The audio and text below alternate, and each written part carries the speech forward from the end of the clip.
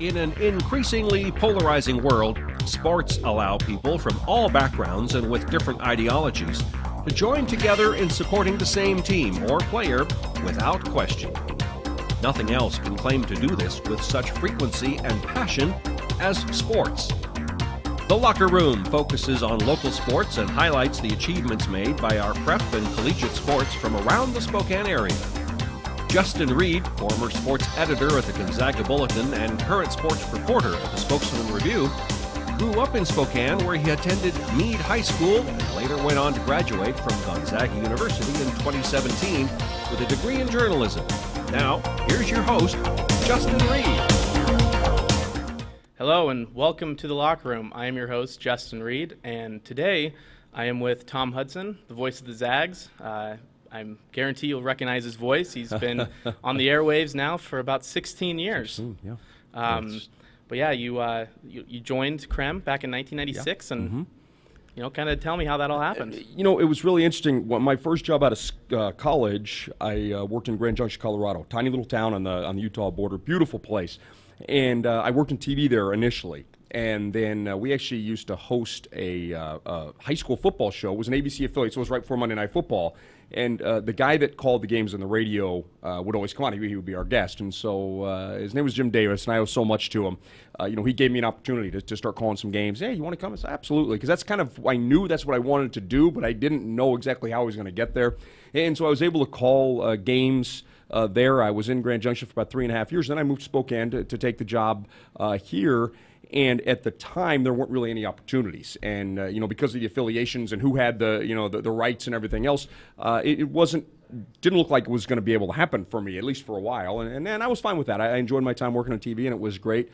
And then the opportunity, presented itself, and that was 2003 was my first season, and the opportunity came up, and what an amazing ride it's been, Justin. I mean, I can't even imagine. I knew I was walking into something pretty cool when I got the job, but I had no idea, like most people, that it was going to continue the way that it has, and this just magical run that they've been on. So, I mean, this was your 16th year behind the microphone. Does it still feel like the first day? I mean, it sounds like you have a bunch of fun on there every single broadcast. It's a blast. It really is. It's one of those things that I have people a lot of times that'll come up and say, you don't know how lucky you are. And I mean, you know what? Actually, I do. I really am very appreciative that I have a job that I love to do. I really do. I mean, every time that you go to a game, it's going to be something different. It's new. It's fun, right? I mean, we all grow up wanting to be around sports if you play it all as a kid, and I've been able to do that. And that part has been so much fun. So you're right. There is always a feeling, you get in the air, and here we go again. And it's funny how the things you remember and the things that stick with you. You talk about first game. We played Hofstra at the Old Kennel my first game, and the next morning we were on an airplane flying to Maui for our first trip to the Maui Invitational. Wow. So we land there, get off the plane, hop on a bus. Get to this beautiful hotel on the beach, and I'm kind of looking around like, man, this is pretty cool. And then, we played Kentucky, Indiana, and Utah. 3 games in a row against Utah at the time was really rolling. Obviously, Indiana was, and then Kentucky, you don't have to say anything about that. And it was amazing. I kind of had to pinch myself a few times when that started. And then, like you said, I mean, just every part of it, every night has really been a whole lot of fun. So you're talking before the show about who you've worked with, Adam Morrison and Matt Santangelo. Who are some of the other guys? Back before Santangelo, I don't remember much. Yeah. Who are some of the other guys on the basketball side that you've worked with? What's funny? For a few years, I was by myself. That first year we went to Maui, and actually, a real quick side note: that first game before, so I go on for the pregame show. We were doing half an hour at the time. The game before us goes to triple overtime. Oh boy! And so I'm sitting there, I'm talking to myself, and we're already on the air, so you can't stop. Yeah. So thank goodness Mike Roth was walking by, and he was gracious enough to sit down with me. I got to the point I was just kind of reading out of the media guide. I didn't know what the heck to do. But so the first couple of years I was by myself, and then Richard Fox, the former Zag center, was with me for, I want to say Richard was maybe 4 or 5 years.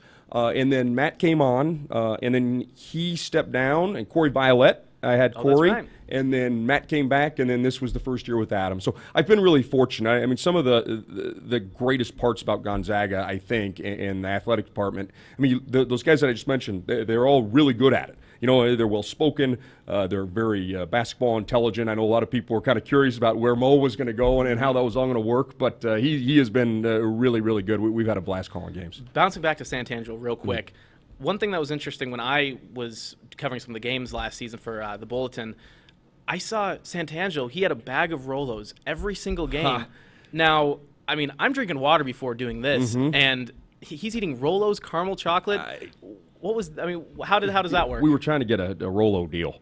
No, no. It's funny. I don't know how we started doing that, but it's turned into such a deal. Actually, our boss, Mark Livingston, actually buys a case of Rolos before the season. Oh, wow. And every game, when Maryland, who works for IMG with us, she brings the reads out, the commercials, and there are always two packs of Rolos sitting out there. We carried that out with Mo as well. So it got to the point where it was so bad on the road, we would have to stop and find a grocery store and pull in and buy some Rolos. So everybody would laugh at us walking by, but then at the end of the game, the coaches would all stop by and grab one, and players, guys that came out for post-game interviews, kind of, what's this, and then all of a sudden they're eating them. So I'm not sure exactly how it started, but the tradition continues. So I mean, what other things for you yourself? What other things do you do beforehand? Is there anything that you always have with you that is just a staple? I think for me, outside of the Rolos, you try to make the water a big priority. I chuckle. One of the things that you hear really early is to never drink carbonated drinks. I find, for me personally, that drinking a Coke not right before I go on the air, but a little bit before I go on the air, a little bit of the syrup kind of makes my throat feel okay. So that's one that I'm not sure that gets recommended very much. Yeah. Obviously, tea is one. I've been fighting this cold, and I had it for a while. I was drinking a lot of tea at the time, but yeah, it's usually a Coke a little bit before we go on the air. And I also like to get there early enough where you have an opportunity to see some people, talk to people, and make sure that you don't get too rushed. Yep. Because inevitably you walk into the gym and you start running into people, fans that you've gotten to know over the years, and people that work in the building you've gotten to know, and then somebody wants to stop and talk about something else, and then the boss comes over and says something. Next thing you know, hey, we're on the air in 30 seconds. So I try to get down usually an hour or so before game, and try to have a little something to eat, and be able to talk to the other radio guys, which is really nice. Get some information, and maybe talk to some of the other coaches. And so that's kind of the pregame routine. It turns into a pretty long day with us being on an hour before and an hour after, and you get there an hour before the hour-long pregame show starts. So it's not a hard. I'm not working in the salt mines by any stretch of the imagination, but the day does get a little bit long on game days. So Adam Morrison, what? I remember seeing that press release, and the first thing that I thought of, I was kind of shocked because when I think of Adam Morrison, I've seen a couple of his media appearances when he was in the NBA. I've seen some of his interviews, and he's not a guy that I would ever seem to be comfortable behind a camera and behind a microphone. And I mean, in my opinion, by the end of the season, he was killing it. He was doing a really good job. He did a fantastic job, and one of the things for me that was really neat, having called his games. And knowing Mo and knowing him a little bit, behind the scenes, and he's a very, very intelligent person, first and foremost. We went to Meade High School, of course. Exactly, went to Meade High School, right? I mean, they only produced geniuses up in Meade, but, he really, I think once he got comfortable, you could really see his personality come out. And I think that was one of the neat things for me, because I knew that there was some of that in there from knowing him over the years, and he and I have always had a good relationship. But same way. I haven't talked to him a whole heck of a lot here, of late until we got him involved, and he did a fantastic job. I loved working with him. I was kind of joking when it happened, and Matt, spending some more time with his family, and with his job, some other things had to step down, and I said, I'm going from the greatest assist guy in school history to the greatest scorer in school history, and what a cool thing, and different perspectives. That's what's been kind of neat too, is you've had big men, you've had point guards, you've had scorers, guys who all have a little different look at the game. And then Mo is as honest a person as you can ever be around. There's very little sugarcoating, and I thought that added a lot to the broadcast. It was really funny to see, very animated. Matt was great too. Matt, when we made that run, we made it to the Final Four. I mean, he's crying. He's almost got me crying. We're on the air, and I kind of figured that out with him. There were a couple times, he was so emotional and so proud of what was going on. I kind of had to stop looking at him while we're broadcasting to see the tears coming down. So that's been cool, is to have former players who have invested so much of their time and their effort, and all you have to do is listen to Mo at one time when he starts talking about how proud he is to be a Zag. When we won the league championship, or when we made it back to the NCAA tournament and that stuff. I mean, it really means a lot to those guys. Oh yeah, it's well, when I was down there in Phoenix too, just seeing all the players that came back, and they all gathered up, and they're all in the same section there in Phoenix, and it is pretty cool being able to see the amount of Zags that come back and give their time and energy. And I mean, Jeremy Pargo is another guy that always talks to a bunch of the guards, and you mentioned Morrison and Santangelo, and these guys are just they're just special people, really, and I think they mean a lot to this community. I think you're right, and I think that's been one of the cool things to see a lot of the former players come back, and I think it really portrays Gonzaga well. I mean, these are guys that are coming back, and they're not coming back just to say I played basketball at Gonzaga. I mean, these guys are coming back, and they're successful leaders in our community, which I think is really neat. And then the guys that have moved out of the city and gone on to other places have done a lot of wonderful things too. And I thought Phoenix was the epitome of what Gonzaga is all about. You talk about all those guys that showed up. I had an opportunity to be with them the night. It was really cool. They went in when the team was watching film on the Friday night before the game against South Carolina. They brought all the former players up, and it was really an emotional thing. I wasn't there, but everything that I was told, it was very emotional. You know, the current players were a little bit amazed when they saw the highlights that the guys actually could jump and shoot and dunk, really. and and that was kind of funny. But they were very appreciative, and I think one of the great things about this run at Gonzaga is that all the former players felt a part of that run and felt a part of that team. There was never oh man, these guys got lucky, or hey, that should have been our team. They were very supportive of the group that made that run, and also felt like they were a very big part of it, which I thought was really cool. And Coach Few did a great job with the former players, with his former coaches, that came in, Bill Greer and Leon Rice and Ray Giacoletti. I mean, there were a lot of guys that were there, and it really had a great family feel down there. And let's kind of talk about Mark Few too, because he's been here forever, and he's had some big-time offers, especially at the beginning of his career when he was one of those guys that was up and coming. What has he done for the community, and how, not surprising, I don't know if that's the right word, but how kind of surprising is it that he never wanted to leave and go to a bigger program? Well, I think it's interesting because you're right. In the early stages, there were those opportunities, and I think he pursued, or at least listened and looked and talked. I think he was probably the perfect guy for this job at the time, from a standpoint of, okay, another school comes, this bigger school, and they've got a lot more money, and they throw this number at him, and Gonzaga can't match it. But what Gonzaga says, we're going to do everything we can in our power and give you as much as we can and continue to try to build this thing. And that was good enough for Mark. He didn't necessarily have to go and get the money. He didn't necessarily, have to say, well, I'm coaching at this school in a Power 5 conference, and so that, that completes me. I mean, that feeds my ego.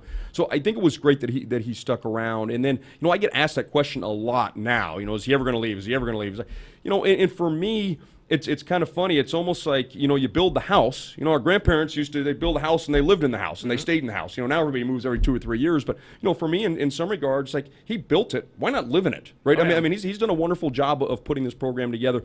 You can play for a national championship at Gonzaga. We saw that 2 years ago. The only school that's been in the Sweet 16 the last 4 years. I mean, that's heady stuff. And so I think he was the right person, like I said, because he wasn't necessarily someone who had to jump for the money. And as Gonzaga continued to make the commitment to basketball, and obviously built the McCarthy Athletic Center and now the Volcker Center, and everything else they've done with travel, I think it's worked out perfectly for him. And like you said, for the community. He's done so much in the community. And there's so much that Mark does that people don't know about because he doesn't want to do things to be noticed. It's just out of the kindness of his heart. I think that's really special, too. Yeah, he's a guy, he loves to fish. He loves the outdoors. And there's some areas that he's been offered that he probably didn't have the opportunity, and that outdoorsy kind of guy. It's pretty cool seeing him, and that's what he'll admit too. And he'll go during the season. He'll be like, "All right, guys, we're gonna take the day off," and it's not for the players really. It's because he wants to go fish. Right. So yeah, what during the season for you when you're traveling and everything,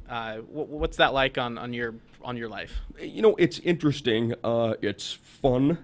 Most of the time, it does get a little bit, and again, as I've been sick, and it kind of catches up with you. You get worn down a little bit by the end of the year, but it's great. And one of the fortunate things for me, with the way the program has grown, is the traveling that we do and the places we go. We're at Madison Square Garden. I've been able to call 5 or 6 games there now. I mean, that's unbelievable. You're New York City, and you're there in the holidays, and it's fantastic. Great vibe, great energy. So we do that, and then you go to the Bahamas. We're going back to Maui. When you go round and round, I'm very fortunate to be a part of a program that plays the schedule. And when I go back and look at all the places I've called games, it's pretty darn special. From Chicago to Phoenix to the Staples Center. I mean, you go round and round. I'm really looking forward to North Carolina next season and an opportunity to call the game back there. That's going to be just the thrill of a career. I mean, obviously making the Final Four was as good as it gets, but to be able to go to an iconic place like that will be really special. So it's fun. Like I said, it can get a little bit tiring, especially during the league season when it's on, off, and then you throw a coach's show in there in the middle of the week. And then you're on an airplane on Wednesday, and then you're flying home Sunday, and then you get home, and the kids don't want to hear that daddy's tired, and so you're jumping right into that, which is a blast too. So it's fun. I never complain about the travel. Like I said, every so often it gets it wears you down some, but man, we've been to some great places. It has afforded me some wonderful opportunities. So if you had to pick one place that you call your favorite, what would that be? What would be your favorite place ever to call a game? You've ever called up one? Until a few years ago, this would have been a little bit surprising. I thought St. Joe's was a really fun place to call a game. Tiny little gym, a lot of history. We pull up in the bus, and the kids are outside, and they're chanting, and they're beating drums and trying to intimidate you. And that was a neat place. And the game went to overtime. It was a great game. I think, despite the outcome, the game at Butler at Hinkle Fieldhouse was an unbelievable atmosphere. You hear everything about that building is where they filmed Hoosiers, and you go in there and you see it immediately and the history. And it was so funny. After the game ended, and they get to steal and they score and they win, their students, they have some students behind the baskets. But then to get up into the stands, it's like an old NFL stadium. So you're going up kind of in a diagonal. And all of a sudden, their students are coming down to rush the floor. Well, it takes them 3 or 4 minutes to get to the floor because they're having to come down all these stairs. But it was something. It was a really neat place, great history. The fans were very knowledgeable, which I think is very helpful, when you're in a game. They were fantastic. The people were very nice to us. It was neat. I got to get a shot up there, so that's kind of cool. Yeah, Matt and I always used to try to go, everywhere we went and get a shot in. So, but no, just calling the game there, that atmosphere was really, really special there. All right, perfect. Well, we're going to take a quick break. I think after the break, we'll talk a little bit about next season's Zags and some of their potential. Sounds good. I think there's a lot of it. Oh, just a bit. They say it takes a community to raise a family. It also takes one to build a business. I came to Spokane 12 years ago as a Whitworth student, and I planned to leave after graduation. But the more I got to know this community, the more I wanted to become a part of it. My husband and I have built our business in Spokane, and now we're raising our family here too. We operate a consulting company that provides creative business development strategies. Our approach is holistic and dependent on intentional connections and relationships. And no one understands connections and relationships better than GSI. They direct momentum towards investments in our community, provide resources that help business leaders connect, and they're dedicated and passionate about making Spokane great. GSI gives me the confidence to build my business here because they believe every organization, even a small one like mine, adds big value to our community. With GSI's help, Spokane will be a place my son will want to build his career too. I'm Eva Marquette, owner of Freshview. We're creating something greater with Greater Spokane Incorporated. Hi, this is Kurt Stockwell with Well Dressed Walrus. We are a local website design and development company here in Spokane. What we do is build beautiful, usable websites for local businesses. A website needs to be beautiful, it needs to be usable for your users, your customers, and yourself. Contact us anytime. We'd love to talk with you about your online marketing.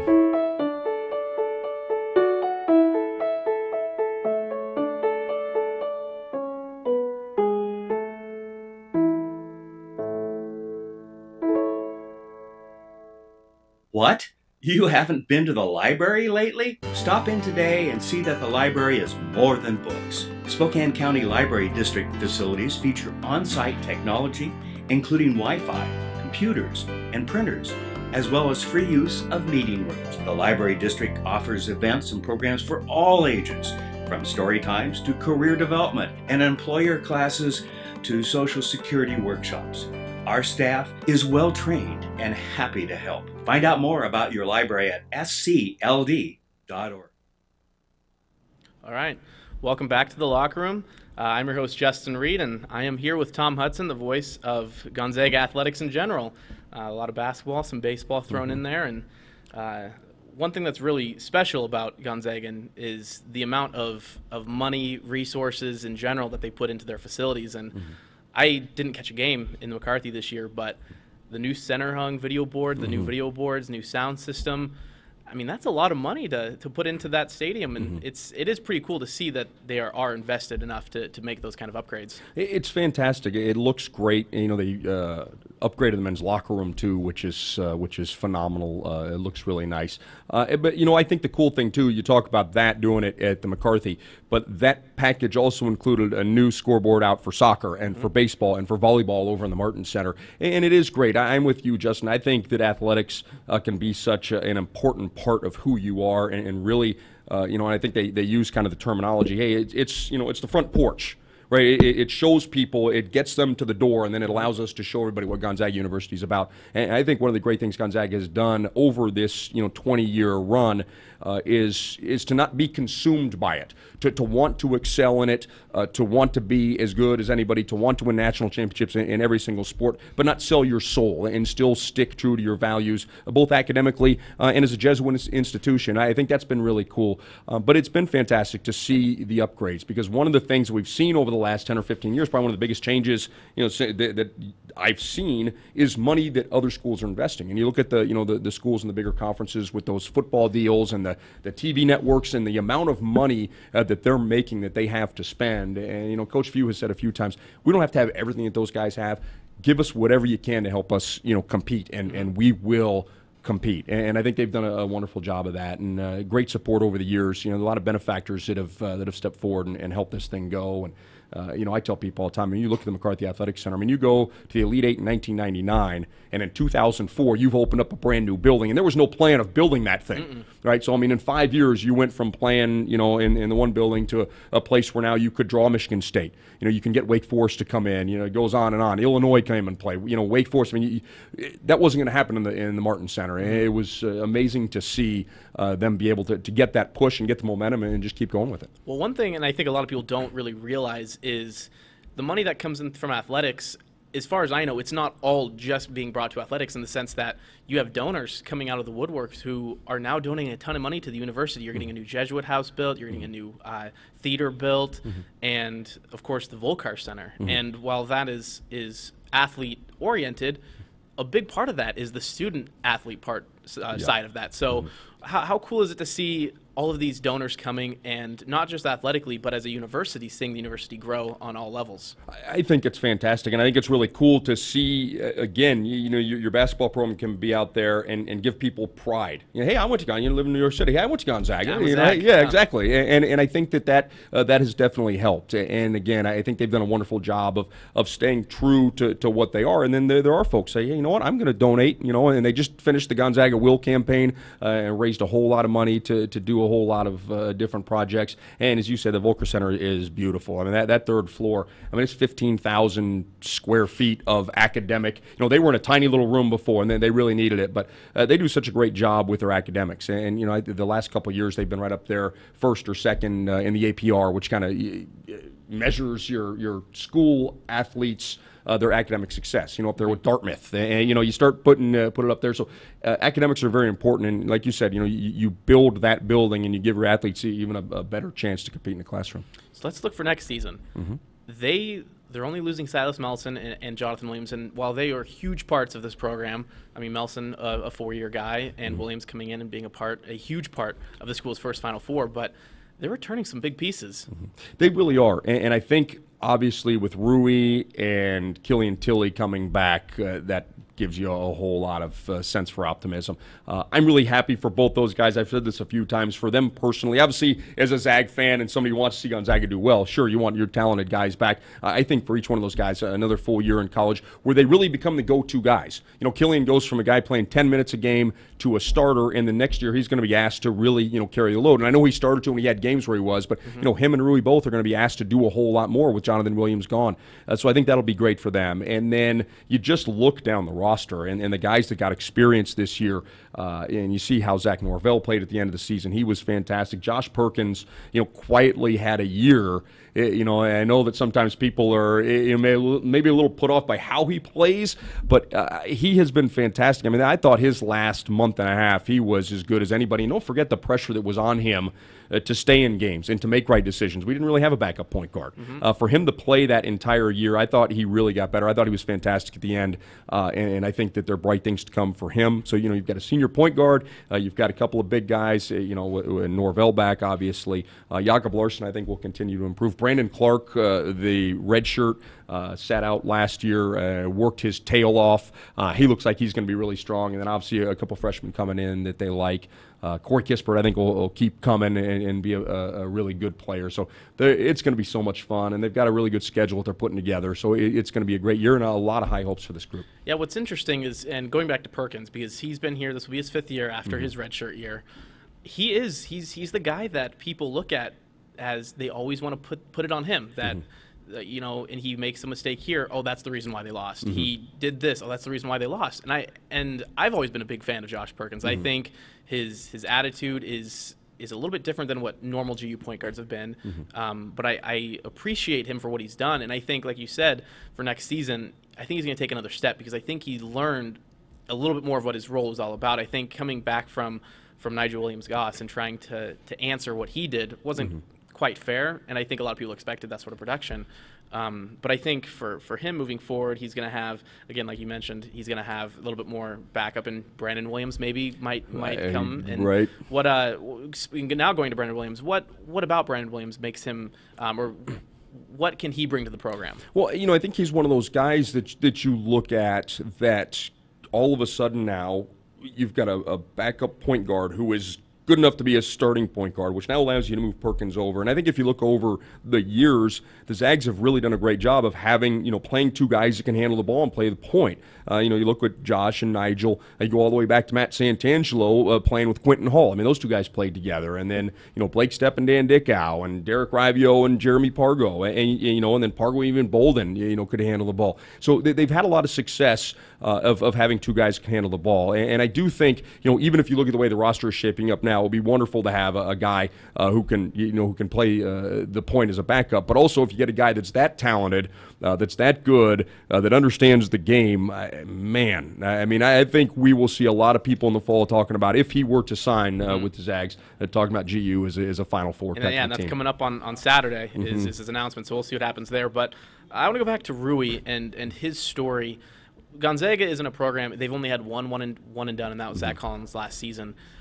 When he first signed on, Rui, that is, he was told, we want to put you on a 3-year plan. You're coming over from Japan. First year, let's get acclimated. Let's learn about America. Let's learn about American-style basketball. Second year, let's see some of those flashes. And then third year, we want, do you. Play your game. We want you to take that next step. I mean, he could have left after his freshman year. He was popping up in the first round mock drafts after his freshman year, but he's staying. And on Rui specifically, how special is it that Gonzaga is able to get a guy like that to stay? And then in general, how cool is it that they get guys that want to be a Zag? Well, I think that's a big part of it. And one of the things that I love about where Rui is he's not in that position where he's got a lot of people in his ears. The coaches have talked to him. They talked about the plan, like you mentioned, and this is what we want to see you do. And he's listened to that, and he's trusted that. And one of the great things I think about our coaching staff, continuity is so huge. And I think, having Mark here for as long as he's been here, and then Tommy Lloyd's been here for, 16, 17 years now. Brian Michelson played in the program and now has been on staff for a while. Donnie Daniel's been around for a little bit. You have continuity and you build trust. And then when you see over the long haul, Rui can look back. There are plenty of examples when you look at guys that have come into the program and really developed. And you've seen guys that they've said, hey, here's the path and this is what's going to happen, and it's gone that way.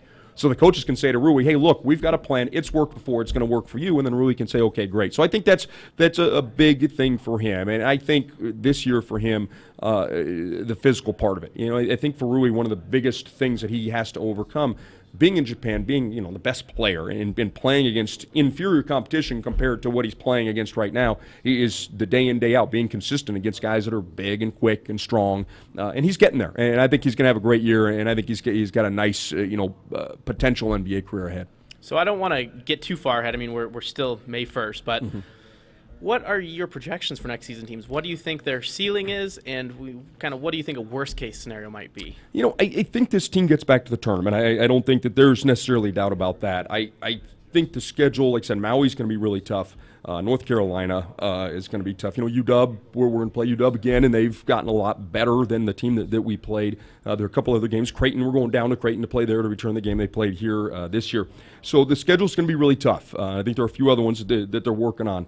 But I think that this team's going to be really good, and I think this schedule is perfect to challenge a team, and you're going to keep the interest of a team that, maybe if you're playing 4 or 5 easier games because the coach is trying to, make sure that you're growing and you're developing. I think this will be a great schedule that helps these guys really stay focused and play well. So, I see them making it back to the tournament on the very low side. I do. I think they're going to be that good. Final Four wouldn't be out of the question. And as we always talk about this stuff, there are some bounces and some things obviously that have to go your way to make it there. But I think when you look at this group and you look at this team, I think when we get to the fall, you're going to say absolutely this team's got a really good chance to make it. All right. Well, you heard it here first. Final Four, right? No, I think a lot of people are going to think that, and they definitely have that potential. But I appreciate you coming on. It's been fun. The first show of the locker room, and I get a guy that is very well known and very nice to talk to. So thank you very much. Justin, thanks for having me on. Great job. Yeah, of course. Thank you. First time ready to go. You're rolling. And I did all right. You're comfortable. You're an old pro. All right. Well, thank you very much, and hope to see you back soon. We'll see what the next guest is, and we'll go from there. Thank you very much.